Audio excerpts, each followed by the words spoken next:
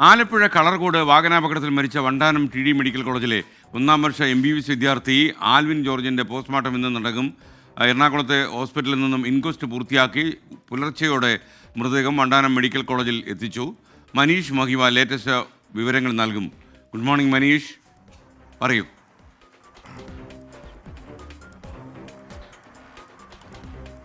SKN നമ്മളെ ഒക്കെ നെട്ടിച്ച കളർകോട് വാഹന അപകടത്തിൽ ഇന്നലെ വൈകിട്ട് 5 മണിയോടുകൂടിയാണ് മരണസംഖ്യ 6 ഉയർന്നത്. ആലപ്പുഴ എടത്ത് സ്വദേശി കൊച്ചുമകന്റെയും ലീനയുടെയും മകൻ 19 വയസ്സുള്ള ആൽവിൻ ജോർജ് ആണ് നമ്മളെ വിട്ടു പിരിഞ്ഞത്.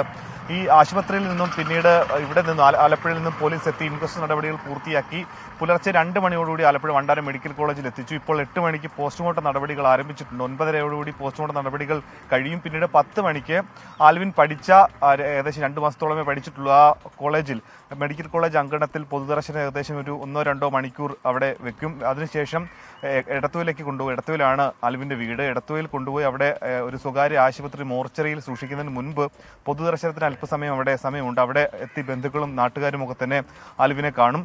പിന്നീട് തിങ്കളാഴ്ചയാണ് ശവസംസ്കാരം ഇപ്പോൾ നടത്താൻ നിലവിൽ തീരുമാനിച്ചിട്ടുള്ളത്. ഞായറാഴ്ച അതിനു മുൻപ് തന്നെ ആൽവിന്റെ അമ്മ ലീനയുടെ വീടായിട്ടുള്ള തലവടിയിൽ എത്തിച്ച് അവിടെ പൊതുദർശനമുണ്ട്. പിന്നീട് തിങ്കളാഴ്ചയായിരിക്കും ആൽവിന്റെ സ്വന്തം വീട്ടിലും പിന്നീട് എടത്വയിൽ ശവസംസ്കാര ശുശ്രൂഷകളും ചടങ്ങുകളും ആ രീതിയിലുള്ള നടപടികളൊക്കെ തന്നെ നടക്കുക. നമുക്ക് നേരത്തെ മനസ്സിലാക്കാൻ പോലീസിന്റെ റിപ്പോർട്ട് അനുസരിച്ച് മനസ്സിലാക്കാൻ സാധിച്ചത് ഈ വാഹനം ഞാൻ താങ്കളിലേക്ക് മടങ്ങി വരാം.